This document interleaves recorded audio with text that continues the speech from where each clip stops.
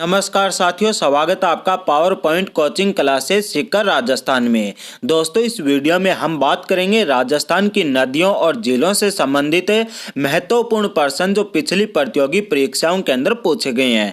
दोस्तों, ये नदियों और झीलों से संबंधित पार्ट 3 है। इससे पहले हमने नदियों और झीलों से संबंधित महत्वपूर्ण प्रश्नों का फर्स्ट और सेकेंड पार्ट इसी चैनल के ऊपर अपलोड कर दिया है। जी हाँ दोस्तों, मैं हूँ Ajay Bhatnagar, IAS officer 2016 batch है। चलिए दोस्तों, शुरू करते हैं आज का सेशन। आज का पहला प्रश्न है, कोटा व बारां जिले की सीमा बनाकर बहने वाली नदी कौन सी है। यानी आपको उस नदी का नाम बताना है जो राजस्थान के कोटा और बारां जिले की सीमा बनाती है। तो इसका डी ऑप्शन सही होगा, काली सिंध नदी। चलिए दोस्तों, विस्तार से बात करते हैं काली सिंध नदी के बारे में। तो काली सिंध नदी का उद्गम स्थान कहां पर है? देवास मध्य प्रदेश के पास बागली गांव की पहाड़ियों से निकलकर यह नदी झालावाड़ में रायपुर के निकट बिंदा गांव में राजस्थान में प्रवेश करती है। यानी कुल मिलाकर यह कहें कि अगर प्रश्न यह पूछा जाए कि काली सिंध नदी का उद्गम स्थान कौन सा है, तो इसका उत्तर होगा देवास मध्य प्रदेश के पास बागली गांव की पहाड़ियां। अब दूसरा प्रश्न यह पूछा जाता है कि राजस्थान के कौन से जिले से काली सिंध नदी राजस्थान में प्रवेश करती है, तो इसका उत्तर होगा झालावाड़। अगर गांव का नाम पूछा जाए तो झालावाड़ के रायपुर के निकट बिंदा गांव से राजस्थान के अंदर काली सिंध नदी प्रवेश करती है। राजस्थान राज्य के अंदर ये झालावाड़ तथा कोटा बारां की सीमा के ऊपर बहती हुई कोटा जिले के नानेरा गांव के समीप चंबल नदी के अंदर मिल जाती है। अगर प्रश्न यह आए कि राजस्थान के अंदर बहने वाली काली सिंध नदी आगे चलकर कौन सी नदी में मिलती है, तो ये मिलती है चंबल नदी के अंदर है। अब इसकी सहायक नदियों की बात करते हैं। इसकी सहायक नदियां हैं आहू, परवन, उजाड़, ये 3 इसकी मुख्य सहायक नदियां हैं। राजस्थान के अंदर काली सिंध नदी की लंबाई कितनी है? 145 किलोमीटर लंबाई है। आज का अगला प्रश्न है, निम्न में से गोगुंदा के पठार से होकर बहने वाली नदी कौन सी है। यानी आपको उस नदी का नाम बताना है जो उदयपुर के गोगुंदा के पठार से होकर बहती है। तो इसका डी ऑप्शन सही होगा, बनास नदी। अब इसके बारे में व्याख्या करते हैं। तो बनास नदी का उद्गम स्थान कहां पर है?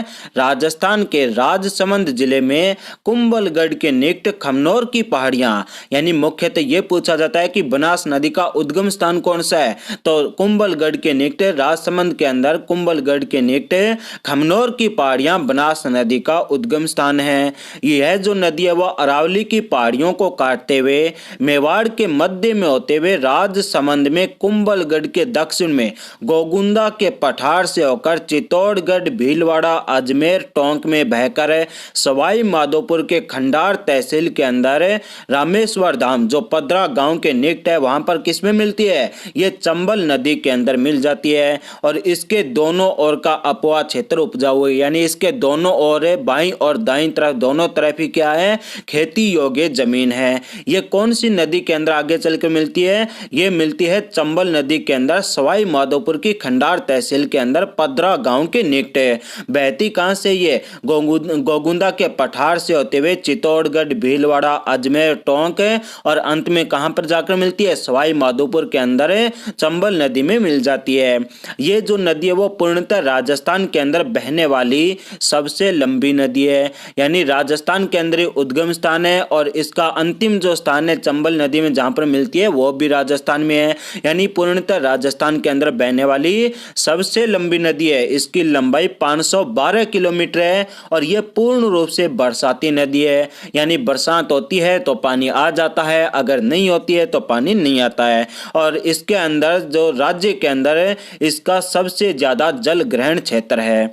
अब बात करते हैं आगे। तो टोंक जिले के टोडा रायसिंह के पास है बिसलपुरा गांव में बिसलपुर बांध इसी नदी के ऊपर निर्मित है। यानी प्रश्न यह पूछा जाता है कि जो बिसलपुर बांध है वो कौन सी नदी के ऊपर है, तो वो है बनास नदी के ऊपर। अगर प्रश्न यह पूछा जाए कि बिसलपुर बांध कहां बना हुआ है, तो टोंक जिले के टोडा रायसिंह के पास बिसलपुरा गांव के अंदर है ये बना हुआ है, बनास नदी के ऊपर है। आज का अगला प्रश्न है, माही नदी का सर्वाधिक जल ग्रहण क्षेत्र किस जिले में है? यानी माही जो नदी है उसका सर्वाधिक जल ग्रहण क्षेत्र कौन से जिले में है, तो वो है बांसवाड़ा। यानी इसका सी ऑप्शन सही होगा। अब बात करते हैं मही नदी। तो मही नदी का उद्गम स्थान है मध्य प्रदेश की विंध्याचल की पहाड़ियां हैं। ये नदी एकमात्र राजस्थान की ऐसी नदी है जो कर्क रेखा को 2 बार पार करती है।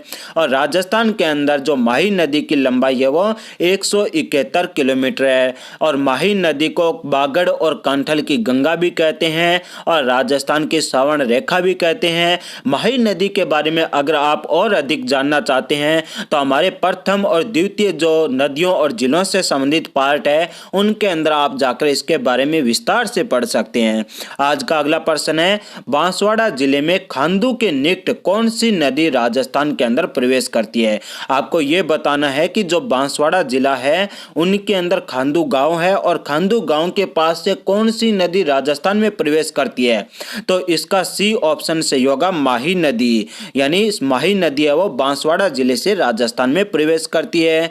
यह नदी बांसवाड़ा के खांडू गांव के पास प्रवेश करती है और बांसवाड़ा व डूंगरपुर की सीमा बनाती हुई सलकारी गांव से गुजरात के महिसागर जिले के अंदर पुनः प्रवेश कर जाती है। और आगे जाकर माही नदी कौन सी खाड़ी के अंदर मिलती है, यह खंबात की खाड़ी के अंदर आगे जाकर मिलती है। महत्वपूर्ण प्रश्न यहां से ये 2 प्रश्न बनते हैं कि माही नदी राजस्थान के अंदर कौन से जिले से प्रवेश करती है, बांसवाड़ा जिले से। कौन से क्षेत्र या कौन से स्थान से, तो वो खांडू गांव से। और ये आगे जाकर कौन सी नदी कौन सी खाड़ी के अंदर मिलती है, ये मिलती है खंबात की खाड़ी में। आज का अगला प्रश्न है, राजस्थान राज्य की कौन सी नदी यमुना नदी के अंदर मिलती है। यानी आपको उस नदी का नाम बताना है जो राजस्थान के अंदर बहने वाली नदी है और आगे जाकर वो यमुना नदी के अंदर मिल जाती है, जो दिल्ली के समीप से होते हुए उत्तर प्रदेश में बहती हुई आगे जाकर जो नदी गंगा में मिलती है वो कौन सी नदी है, यमुना नदी। परंतु आपको बताना है कि राजस्थान की कौन सी नदी यमुना नदी में मिलती है। तो इसका डी ऑप्शन सही होगा, बाण गंगा नदी जो है वो आगे जाकर यमुना नदी में मिलती है। बाण गंगा नदी की विस्तार से व्याख्या करें तो इस नदी का उद्गम स्थान है राजस्थान के जयपुर जिले में बैराठ की पहाड़ियां हैं और इसकी कुल लंबाई कितनी है, 240 किलोमीटर इसकी कुल लंबाई है। ये जो नदी है वो जयपुर, दौसा, भरतपुर में बहकर उत्तर प्रदेश के फतेहाबाद के पास यमुना नदी में मिल जाती है। और इस नदी का दूसरा किस नाम से जाना जाता है, इस नदी को दूसरा नाम जाना जाता है रुंडित नदी के नाम से भी जाना जाता है। और ये नदी एक बरसाती नदी है। आज का अगला प्रश्न है, चंद्रभागा नदी के किनारे राजस्थान का कौन सा नगर बसा हुआ है। यानी आपको प्रश्न ये पूछा गया है कि चंद्रभागा जो नदी है उसके किनारे या उसके तट के ऊपर कौन सा शहर राजस्थान का बसा हुआ है। तो इसका सी ऑप्शन सही होगा, झालरापाटन है। अब दोस्तों थोड़ी सी बात करते हैं पहले झालरापाटन के बारे में। आपको बता दें दोस्तों कि राजस्थान की यशस्वी मुख्यमंत्री श्रीमती वसुंधरा राजे सिंधिया जी झालरापाटन से क्या बनती है, विधायक बनती है। और झालरापाटन किस जिले के अंदर है, ये है झालावाड़ जिले के अंदर। अब आगे बात करते हैं कि और कौन कौन से नगर किस किस नदी के किनारे या तट के ऊपर बसे हुए हैं। तो सबसे पहले बात करते हैं घग्गर नदी की।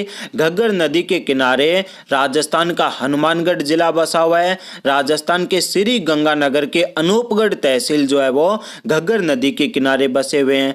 घग्गर नदी का जो बहाव क्षेत्र है वो नाली कहलाता है और घग्गर जो नदी है इसके कारण राजस्थान के हनुमानगढ़ जिले के अंदर है और कई बार ज्यादा बरसात होने से श्री गंगानगर जिले की कई तहसीलों के अंदर बाढ़ भी आ जाती है। अब अगला है कि बनास नदी के किनारे नाथद्वारा। नाथद्वारा कौन से जिले के अंदर पड़ता है, राजसमंद के अंदर है। जबकि टोंक जो है शहर वो भी बनास नदी के किनारे बसा हुआ है। आपकी जानकारी के लिए बता दें दोस्तों कि नाथद्वारा से वर्तमान में कांग्रेस पार्टी के डॉक्टर सीपी जोशी विधायक है, जो वर्तमान में राजस्थान विधानसभा के क्या है, अध्यक्ष है या स्पीकर कहें वो है। और टोंक से आपको पता ही है कौन चुनकर है, टोंक से राजस्थान के उप मुख्यमंत्री श्री सचिन पायलट है, वो टोंक से विधायक है। लूनी नदी के किनारे कौन सा शहर बसा हुआ है, लूनी नदी के किनारे बालोतरा बाड़मेर जो शहर है वो बसा हुआ है। बालोतरा के अंदर कई बार आपने सुना है कि बाड़मेर के अंदर बाढ़ आ गई, तो वो बाढ़ किसके कारण आती है, वो लूनी नदी के कारण आती है। लूनी नदी का उद्गम स्थान है वो अजमेर की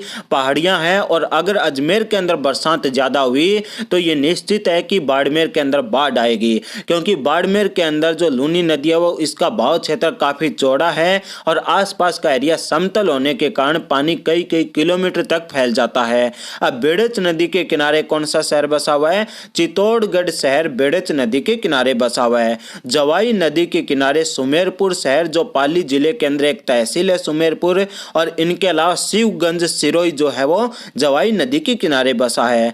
चंबल नदी के किनारे कोटा, रावत बाटा और केशवराय पाटन चंबल नदी के किनारे बसे हुए हैं।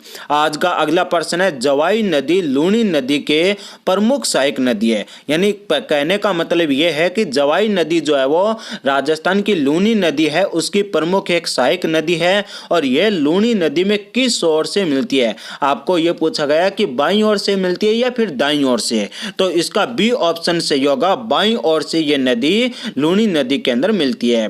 दोस्तों इसके अंदर बहुत सारे कंफ्यूजन आते हैं, परंतु मैं इसके बारे में आपको स्पष्ट कर देना चाहता हूं कि लूनी नदी में दाईं ओर से एकमात्र नदी जोजड़ी नदी मिलती है, बाकी सभी नदियां बाईं ओर से मिलती है। आपको याद ये करना है कि अगर प्रश्न ये पूछा जाए कि लूनी नदी के अंदर कौन सी नदी किस तरफ से मिलती है, तो आपको सिर्फ इतना ध्यान रखना है कि दाईं ओर से जोजड़ी नदी मिलती है। बाकी अगर कोई भी नाम पूछा जाए तो वो सिर्फ और सिर्फ बाईं ओर से ही उसका उत्तर आएगा। आपको बता दें दोस्तों कि बाईं ओर से मिलने वाली नदियां सोकड़ी, मीठड़ी, बांडी, खारी, जवाई, लीलड़ी और गुहिया एवं सागी नदी है वो बाईं ओर से मिलती है, जबकि दाईं ओर से मिलने वाली नदी कौन सी है? जोजड़ी नदी है। तो दोस्तों ये था आज पार्ट 3 नदियों और जिलों से संबंधित महत्वपूर्ण प्रश्न जो पिछली प्रतियोगी परीक्षाओं के अंदर पूछे गए हैं। अगर दोस्तों वीडियो अच्छा लगा तो लाइक करें और पावर पॉइंट कोचिंग क्लासेज के इस चैनल को सब्सक्राइब कर लें, जिससे कि आने वाले सभी वीडियो आपको सबसे पहले मिलते रहें।